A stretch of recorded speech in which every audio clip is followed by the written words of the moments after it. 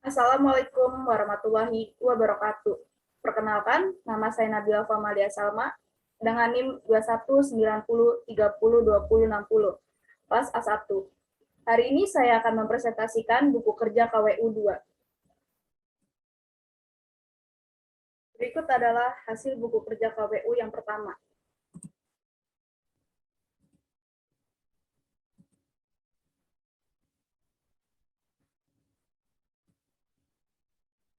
Bergerak dari sebuah ide menjadi sebuah usaha. Yang pertama yaitu persiapan fondasi etika dan hukum berbisnis. Produk dan jasa yaitu kafe dan resto tulip. Unit usaha yaitu food and beverage. Langkah-langkahnya yang pertama yaitu identifikasi isu etik dan legal yang dihadapi perusahaan baru. Kriteria kerja. 1.1. Budaya etik yang kuat dibangun pada perusahaan. Hasil rekamannya yaitu membangun budaya etik dapat mencakup lead by example. Budaya etik yang kuat dapat mencakup akses modal yang lebih baik, reputasi yang lebih baik, meningkatkan komitmen karyawan, meningkatkan loyalitas pelanggan. 1.2. Notaris untuk perusahaan. Mengetahui masalah permulaan dan bahwa dia telah berhasil mendampingi perusahaan melalui proses awal sebelumnya. 1.3. Perjanjian para founders. Perjanjian ini mencakup pertimbangan membayar saham atau kepemilikan saham masing-masing pendiri. Yang kedua yaitu identifikasi setiap kekayaan intelektual yang masuk ke bisnis. 1.4. Perselisihan hukum. Perselisihan ini dapat dihindari dengan cara memenuhi semua kewajiban kontrak. Yang kedua yaitu kesepakatan hukum, meliputi perjanjian modiskur, meningkatkan karyawan atau pihak lain seperti pemasok untuk tidak mengungkapkan rahasia dagang perusahaan. Lalu, perjanjian mencegah seseorang bersaing dengan mantan majikannya untuk jangka waktu tertentu. Yang kedua yaitu memilih bentuk organisasi. 2.1. Bentuk organisasi bisnis mencakup partnership dan cooperation. 2.2. Isu-isu dipertimbangkan dalam bentuk hukum dan pemilikan bisnis.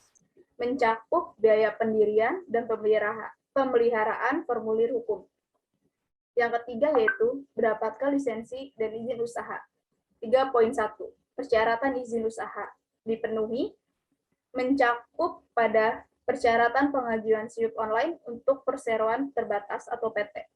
Syaratnya yaitu fotokopi KTP utama perusahaan, yang kedua yaitu fotokopi KK jika penanggung jawab adalah perempuan, yang ketiga adalah fotokopi NPWP, yang keempat adalah fotokopi keterangan domisili usaha, yang kelima adalah fotokopi akte pendiri PT, yang keenam adalah surat izin gangguan dan surat izin prinsip, yang ketujuh adalah neraca perusahaan, yang kedelapan adalah fotokopi direktur, berukuran 4x6 sebanyak 2 lembar, yang ke-9 yaitu materai 6.000, yang terakhir adalah surat izin teknis dan instansi terkait jika diminta.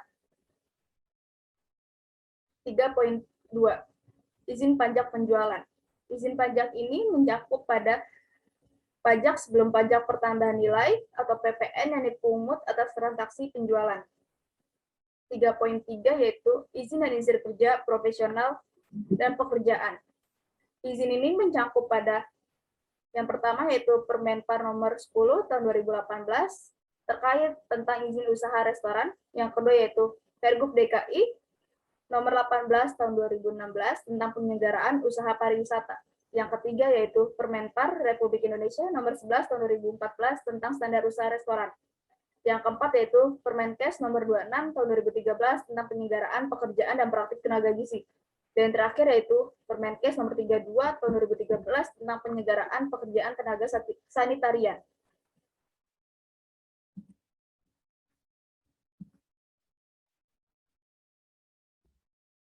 Berikut adalah buku kerja KWU 2 yang kedua. Menilai kekuatan dan kewajiban keuangan perusahaan baru. Unit usaha yaitu kafe dan resto tulip. Produk dan jasa yaitu food and beverage. Elemen yang pertama yaitu identifikasi pengelolaan keuangan. Kriteria untuk kerja yaitu 1.1 tujuan keuangan perusahaan. Identifikasi profitabilitas, statusnya baik, likuiditas hasilnya baik, efisiensi hasil baik, stabilitas hasil baik. 1.2, proses pengelolaan keuangan. Yang pertama yaitu preparasi laporan, laporan pendapatan hasil baik, neraca hasil baik, laporan cash flow hasil baik. Yang kedua yaitu preparasi perkiraan keuangan, pendapatan hasil baik, pengeluaran hasilnya sedang, belanja modal hasilnya baik. Yang ketiga yaitu preparasi performa laporan keuangan, laporan performa pendapatan hasilnya baik, laporan performa neraca hasilnya baik, laporan performa cash flow hasilnya baik. Yang keempat yaitu analisa berjalan dari hasil-hasil keuangan, rasio analisis hasilnya baik, mengukur hasil dibanding rencana hasilnya sedang, mengukur hasil-hasil dengan norma industri hasilnya baik. 1.3, laporan histori keuangan, identifikasi, laporan keuangan hasil baik, neraca hasil sedang, laporan cash flow hasil baik.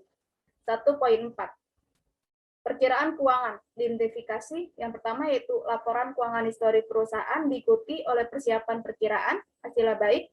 Yang kedua yaitu perkiraan penjualan untuk perusahaan baru didasarkan pada perkiraan penjualan dan rata-rata industri yang baik, atau pengalaman memulai usaha sejenis hasil baik.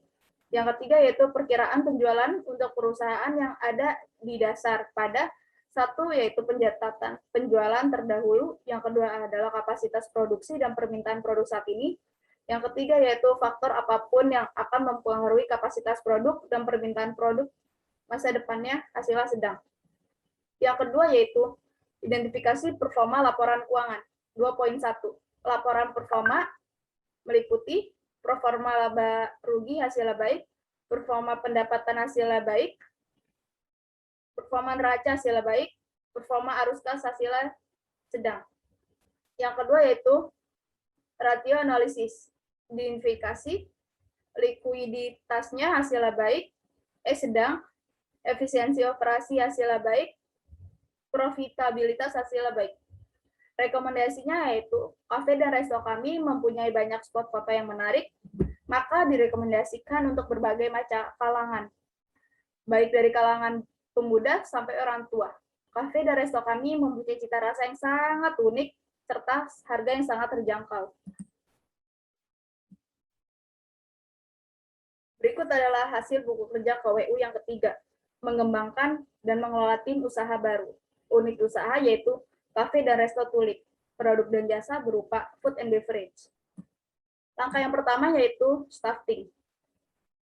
Untuk staffing sendiri, kita mempunyai kriteria yang berbeda untuk setiap jabatan, dan tugas serta tanggung jawab yang beda di setiap jabatan.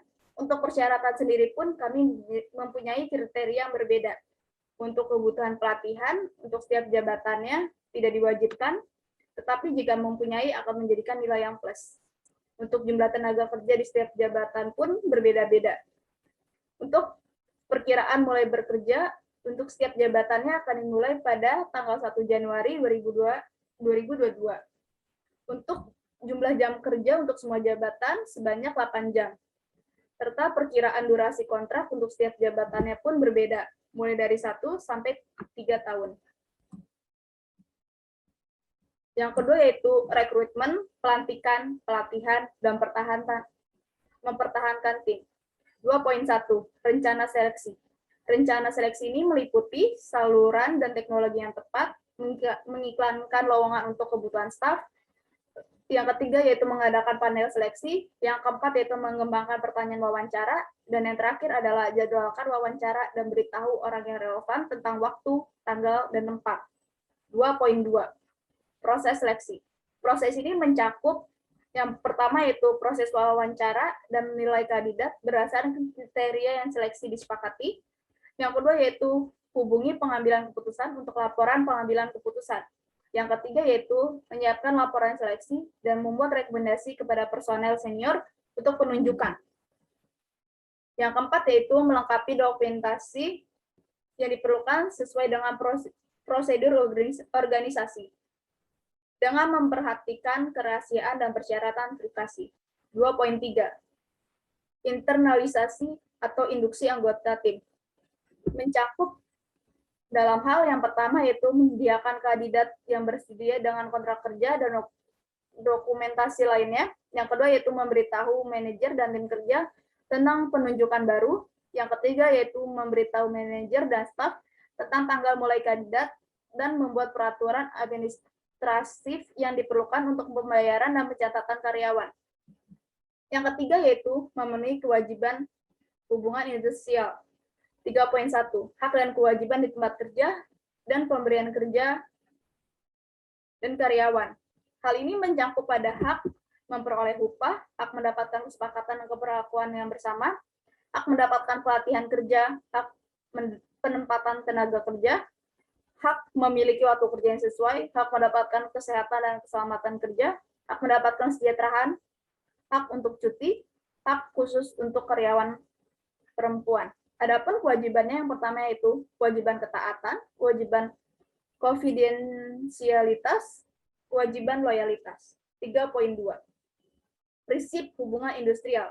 Hal ini mencakup pada kepentingan bersama, yang kedua yaitu kemitraan yang saling menguntungkan, yang ketiga yaitu penciptaan tenagaan berusaha dan ketentraman bekerja, yang keempat yaitu peningkatan produktivitas, dan yang terakhir yaitu peningkatan kesejahteraan bersama. Yang keempat yaitu pengelolaan staf. 4.1. Alasan pengembangan staf. Mencakup pada efisiensi, koefisiensi, keluhan, mengatasi keluhan, dan kepercayaan diri. 4.2. Strategi dan program pengembangan staf. Hal ini mencakup dalam memberikan kesepakatan pada setiap karyawan untuk menyalurkan ide dan gagasan mereka. Yang kedua yaitu memberikan penghargaan atau reward kepada karyawan. Yang ketiga yaitu mengadakan program pelatihan bagi karyawan. Program pengembangan untuk staf yaitu berupa pelatihan dan pengembangan profesi. 4.3.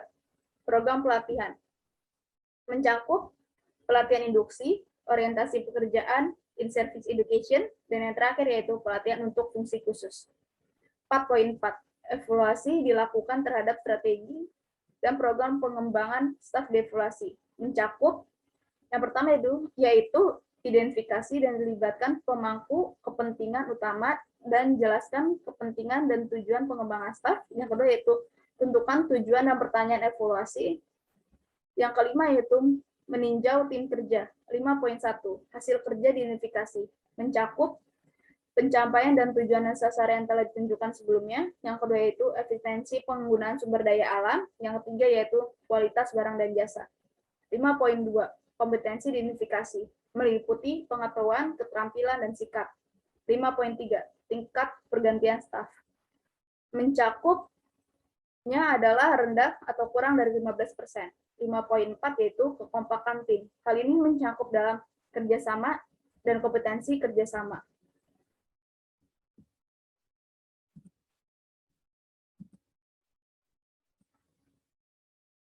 Yang presentasi dari saya, kurang lebihnya mohon dimaafkan. Wassalamualaikum warahmatullahi wabarakatuh.